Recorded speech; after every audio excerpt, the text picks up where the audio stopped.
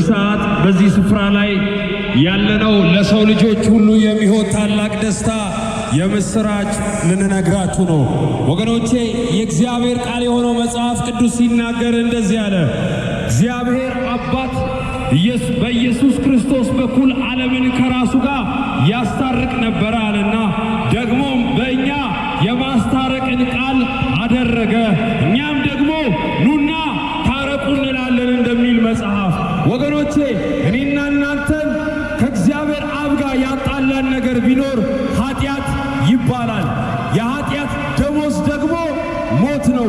እኔና እናንተ ደግሞ እንዳንሞትበት የፈለገ ቅዱስ እግዚአብሔር አምላክ ሩሩና ቸር የሆነው ጌታ በበደላችን በኃጢአታችን ሙታን ለነበርነው ለእኛ እንደገና በክርስቶስ ኢየሱስ ዳግመኛ እድልን ሰጠን። መጽሐፍ እንደሚናገር ሁሉ ኃጢአት ሰርተዋል፣ የእግዚአብሔርም ክብር ጎሏቸዋል ካለ በኋላ ነገር ግን በክርስቶስ ኢየሱስ በሆነው ቤዛነት ሁሉ እንዲያው በጸጋው ይጸድቃሉ አለ። ወገኖቼ ኃጢአት እኔና እናንተን ያደረገን ዘላለም ሟቾች ነው። ነገር ግን የእግዚአብሔር ምሕረትና ቸርነት በተገለጠ ጊዜ አንድያ ልጁን ስለ እኔና ስለ እናንተ በመስቀል ላይ መስዋዕት አድርጎ እግዚአብሔር አብ ከራሱ ጋር አስታርቆናል። ለዛ ነው መድኃኔ ዓለም ያለው የዓለም ሁሉ መድኃኒት ለኃጢአት የሆነ ሕያው በሽታ ያልተሞከረ ነገር ግን የሚሠራ እግዚአብሔር አብ ከሰማይ የላከው እውነተኛ መድኃኒት፣ እውነተኛ ፈውስ፣ ከኃጢአት የሚፈውስ ከፍርሃት፣ ከጭንቀት፣ ከስጋት እንዲሁም ከሞት በኋላ ምን ሆናለሁ ለሚል ጥያቄ የተሰጠ ሕያው መልስ ስለ እኔ ስለ እናንተ የፈሰሰ ንጹሕ ደም ከእግዚአብሔር አባት ጋር ያስታረቀን ሕያው ደም ወገኖቼ፣ መጽሐፍ ሲናገር እንደዚህ አለ። የልጁ የኢየሱስ ክርስቶስ ደም ከኃጢአት ሁሉ ያነጻል አለ። ስለ እኔና ስለ እናንተ የፈሰሰ ንጹሕ የሚያደርግ በእግዚአብሔር አብ ዘንድ ተቀባይነት እንዲኖረን ያደረገ ሕያው ደም አለ። ዛሬ ቀን ሳለ መንቀሳቀስ ስትችሉ ወገኖቼ፣ እንደዚሁ አንድ ቀን መሄድ መንቀሳቀስ የማትችሉበት ዘመን ሳይመጣ የመዳን ቀን ዛሬ ነው እንዳለ መጽሐፍ። ዛሬ የመዳን ቀን እንዲሆንላችሁ፣ ዛሬ የእረፍት ቀን እንዲሆንላችሁ በንስሐ በክርስቶስ ኢየሱስ ሕያው ደም በመታጠብ ከእግዚአብሔር አብ ጋር እንድትታረቁ የምስራች እንላችኋለን። የምስራች የምስራች! መዳን ይቻላል። የዘላለምን ሕይወት መቀበል ይቻላል። ስለ እኔና ስለ እናንተ በፈሰሰው በክርስቶስ ኢየሱስ ሕያው ደም የእግዚአብሔር ልጆች መሆን እንችላለን።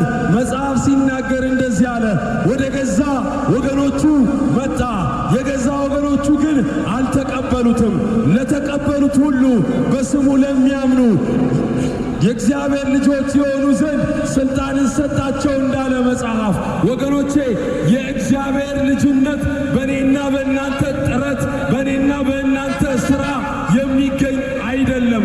ወገኖቼ፣ ከእግዚአብሔር ተለይቶ ለመኖር በኃጢአት ምክንያት ሙት ለመሆን ከአዳም መወለድ ብቻ እንደበቃን፣ ከአዳም መገኘት ብቻ እንደበቃን እንደገና የእግዚአብሔር ልጆች ለመሆን በእግዚአብሔር መንግሥት ለዘላለም ለመኖር የመንግሥቱ ወራሾች ለመሆን የሚያስፈልገን አንድ ነው።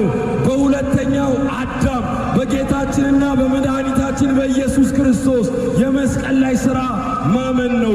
ኢየሱስ ክርስቶስ በመስቀል ላይ ነፍሱን አሳልፎ በሰጠ ጊዜ እንደዚህ አለ፣ ተፈጸመ አለ። ወገኖቼ፣ በመስቀል ላይ ሥራችሁ ተፈጽሟል። ኃጢአታችሁ ተወግዷል። እግዚአብሔር ከእንግዲህ በደልና ኃጢአታችሁ ላይቆጥርባችሁ በክርስቶስ ኢየሱስ ይቅር ብሏችኋል። መዳን ይቻላል። የዘላለምን ሕይወት መቀበል ይቻላል። መጽሐፍ እንደሚል ልጁ ያለው የዘላለም ሕይወት አለው አለ። የእግዚአብሔር ልጅ ያለው አይፈረድበትም። የእግዚአብሔር ልጅ ያለው የዘላለም ሕይወት አለው።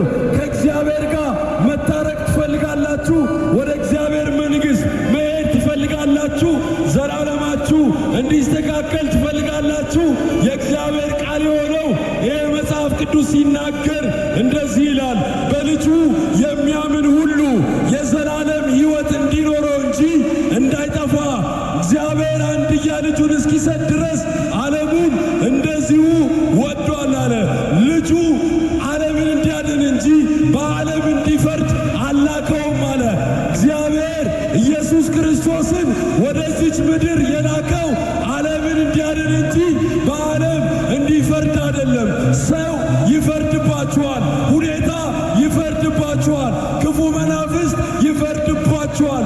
ነገር ግን በከንቱ ሰው ላይ የማይፈርድ የምህረት አምላክ ጌታ ኢየሱስ ስለ እኔና ስለ እናንተ በእኔና በእናንተ ምትክ በመስቀል ላይ ተንጠልጥሏል። ወገኖቼ ስለ እኔና ስለ እናንተ ተራብቷል፣ ራቁቱን በመስቀል ላይ ታይቷል። ዛሬ የመዳንን እውነት የዘላለምን ወንጌል ወደ እግዚአብሔር አብ የሚያደርሰውን የመዳንን እውነት እንድትቀበሉ የምስራች እንላችኋለን። ወገኖቼ ከሞት በኋላ ለሰው ያለው ፍርድ ነው። ፍርድ ከመሆኑ በፊት ዛሬ ግን እድል አለ። እድል በእግዚአብሔር መንግሥት ውስጥ ለመኖር ዛሬ እድል አለ። ዛሬ በተባለ በዚህ ቀን እግዚአብሔር አምላክ በክርስቶስ ኢየሱስ የሰጣችሁን የልጅነት መብትና ስልጣን እንድትቀበሉ እንላችኋለን። ኢየሱስ ክርስቶስ ያድናል። ኢየሱስ ክርስቶስ ከዘላለም ሞት ከኃጢአት ፍርድ ይታደጋል። ወገኖቼ ይህንን ቀን አስቡ፣ አስተውሉ። ዛሬ የምትሰሙት ይሄ ወንጌል ወይ ለሕይወት ይሆንላችኋል ወይ ለፍርድ ይሆንባችኋል። ያ ቀን ሳይመጣ የመዳንን እውነት የዘላለምን ሕይወት ጌታ ኢየሱስ ክርስቶስን ከኃጢአትና ከሞት ፍርድ ነፃ ለመውጣት እንድትቀበሉ የምስራች እንላችኋለን። ኢየሱስ ክርስቶስ ነፍሱን አሳልፎ እስከ መስጠት ድረስ ወዷችኋል።